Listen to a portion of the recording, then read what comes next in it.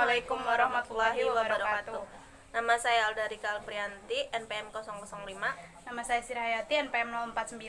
Kami dari mata kuliah Manajemen Pemasaran, kelompok 6, ingin mempresentasikan hasil kerja kami yang berjudul Menciptakan ekuitas merek, mengatasi persaingan, dan mendorong pertumbuhan.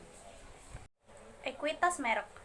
American Marketing Association mendefinisikan merek sebagai nama, istilah, tanda lambang, atau desain, atau kombinasinya. Yang dimaksudkan adalah untuk mengidentifikasi barang atau jasa dari salah satu penjual atau kelompok penjual dan mendiferensiasikan mereka dari para pesaing.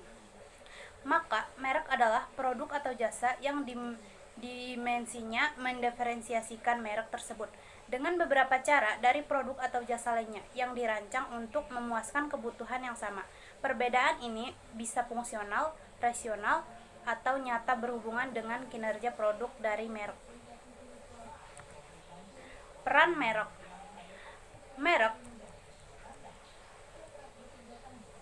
Merek mengidentifikasi sumber atau pembuat produk, memungkinkan konsumen bisa individual atau organisasi untuk menuntut tanggung jawab atas kinerjanya kepada pabrikan atau distributor tertentu. Merek juga melaksanakan fungsi yang berharga bagi perusahaan. Ruang lingkup penetapan merek. Penetapan merek, branding, adalah memberikan kekuatan merek kepada produk dan jasa. Penetapan merek adalah tentang menciptakan perbedaan antar produk. Strategi penetapan merek berhasil dan nilai merek dapat tercipta. Konsumen harus diyakinkan ada perbedaan berarti di antara merek dan dalam kategori produk atau jasa. Perbedaan merek sering berhubungan dengan atribut atau manfaat produk itu sendiri. Perusahaan dapat menetapkan merek atau barang fisik seperti sampo Pantene, mobil Ford Mustang, jenis obat kolesterol Lipitor, jasa seperti Singapore Airlines, Bank of America, atau asuransi seperti kesehatan Blue Cross Blue Shield, atau toko seperti department store Nordstrom, toko khusus Foot Locker, atau supermarket Subway, orang Tony Hawk, Jay-Z atau Andre Agassi, tempat kota Sydney, negara bagian Texas atau negara Spanyol, organisasi itu seperti UNICEF, American Automobile Association atau U2, atau ide seperti hak aborsi, perdagangan bebas, atau kebebasan berbicara. Mendefinisikan ekuitas merek. Ekuitas merek, brand equity, adalah nilai tambah yang diberikan pada produk dan jasa. Ekuitas merek dapat tercermin dalam dalam cara konsumen berpikir, merasa, dan bertindak dalam hubungannya dengan merek, dan juga harga, pangsa pasar, dan probabilitas yang diberikan merek bagi perusahaan. Ekuitas merek berbasis pelanggan, customer based brand equity, adalah pengaruh diferensial yang dimiliki pengetahuan merek atas respon konsumen terhadap pemasaran merek tersebut. Pengetahuan merek atau brand knowledge terdiri dari semua pikiran, perasaan, citra, pengalaman, keyakinan, dan lain-lain yang berhubungan dengan merek. Secara khusus, merek harus menciptakan asosiasi merek yang kuat, menyenangkan, dan unik dengan pelanggan, seperti yang dilakukan oleh Volvo keamanan, Hallmark perhatian, dan Harley Davidson petualangan. Manfaat kunci dari ekuitas merek diantaranya memperbaiki persepsi kinerja produk, loyalitas lebih besar, tidak terlalu rentan terhadap tindakan pemasaran kompetitif, tidak terlalu rentan terhadap krisis pemasaran, margin yang lebih besar. Membangun ekuitas merek. Pemasar membangun ekuitas merek dengan menciptakan struktur pengetahuan merek yang tepat untuk konsumen yang tepat. Proses ini tergantung pada semua kontak yang berhubungan dengan merek, baik dilakukan oleh pemasar maupun bukan. Dari perspektif manajemen pemasaran, ada 3 kumpulan utama penggerak ekuitas merek, yaitu pilihan awal untuk elemen atau identitas merek yang membentuk merek, nama merek, URL, logo, lambang, karakter, juru bicara, slogan, lagu, kemasan, dan papan iklan. Produk dan jasa serta semua kegiatan pemasaran dan program pemasaran pendukung yang menyertainya. Asosiasi lain yang diberikan secara tidak langsung ke merek dengan menghubungkan merek tersebut dengan beberapa entitas lain, seperti orang, tempat, atau barang. Kriteria pilihan elemen merek. Ada 6 kriteria utama untuk memilih elemen merek. Pertama, dapat diingat. Kedua, berarti. Ketiga, dapat disesuaikan. Keempat, dapat disukai. Kelima, dapat dilindungi. Keenam, dapat ditransfer. Mengembangkan elemen merek. Elemen merek dapat memainkan sejumlah peran pembangun merek. Jika konsumen tidak memeriksa banyak informasi dalam mengambil keputusan produk mereka, elemen merek seharusnya mudah dikenali dan diingat serta bersifat deskriptif dan persuasif. Merancang kegiatan pemasaran holistik. Cara ketiga dan terakhir untuk membangun ekuitas merek sebenarnya adalah meminjamnya.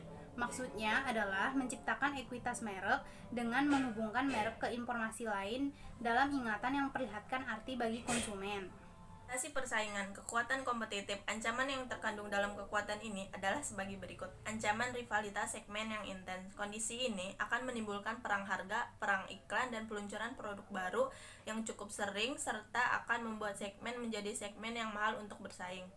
Pasar telepon seluler merupakan pasar dengan persaingan ketat akibat rivalitas segmen. Yang kedua itu ancaman pendatang baru. Segmen paling menarik adalah segmen yang memiliki penghalang untuk masuk yang tinggi dan penghalang untuk keluar yang rendah. Kasus paling buruk adalah ketika penghalang untuk masuk pada masa yang bagus tetapi sulit keluar saat keadaan sedang buruk.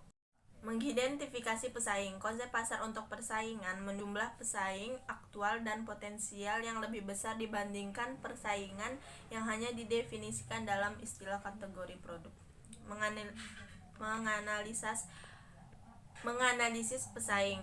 Strategi. Sekelompok perusahaan mengikuti strategi yang sama dalam pasar sasaran tertentu disebut kelompok strategis atau strategic group. Misalkan sebuah perusahaan ingin memasuki industri peralatan rumah tangga utama. Tujuannya, setelah perusahaan mengidentifikasi pesaing utamanya dan strategi mereka, perusahaan harus bertanya, apa yang dicari masing-masing pesaing di pasar, apa yang menggerakkan masing-masing perilaku pesaing. Secara umum, perusahaan harus memperhatikan 3 variabel ini ketika menganalisis pesaing. Yang pertama, pangsa pasar, pangsa pikiran, dan pangsa hati.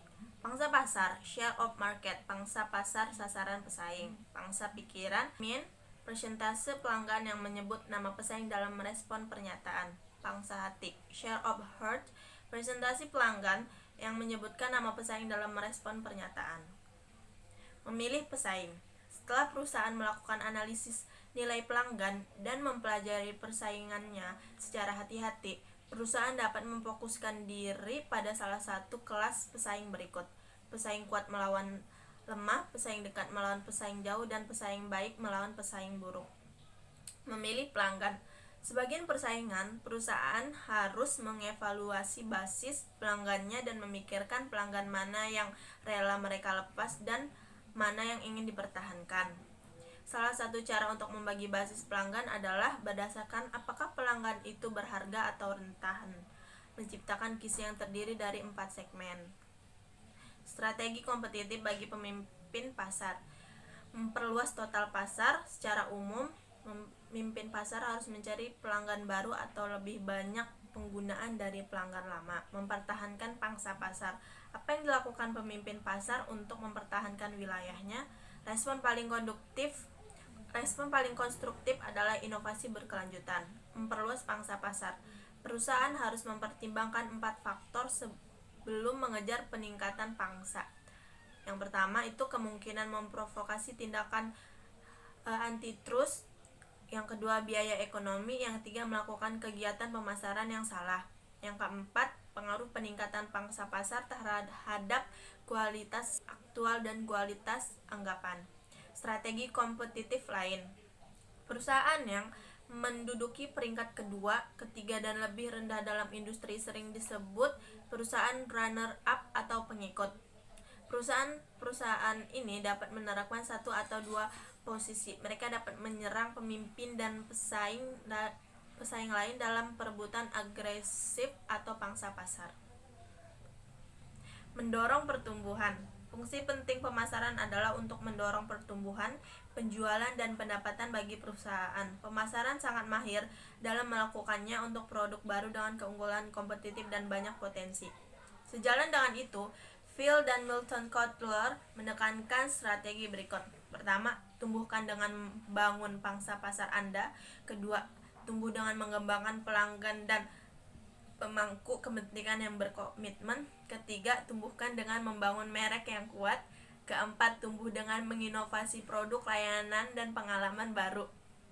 Kelima, tumbuh dengan ekspansi internasional. Keenam, tumbuh dengan akuisisi, merger, dan aliansi. Ketujuh, tumbuh dengan membangun reputasi yang luar biasa untuk tanggung jawab sosial. Kelapan, tumbuh dengan bermitra dengan pemerintah dan LSM.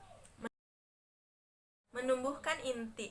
Meskipun banyak strategi pertumbuhan yang berbeda tersedia untuk perusahaan, beberapa peluang terbaik datang dari menumbuhkan inti berfokus pasar produk dan pasar mereka yang paling sukses.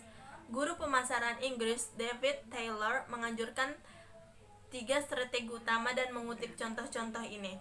Pertama, jadikan inti merek sejorong distribusi melalui saluran yang ada dan yang baru. Yang ketiga, tawarkan produk inti dalam format atau versi terbaru. Sekian dari kelompok kami, mohon maaf bila ada kesalahan kata dan kurang memuaskan. Wabillahi taufiq wal hidayah. Wassalamualaikum warahmatullahi wabarakatuh.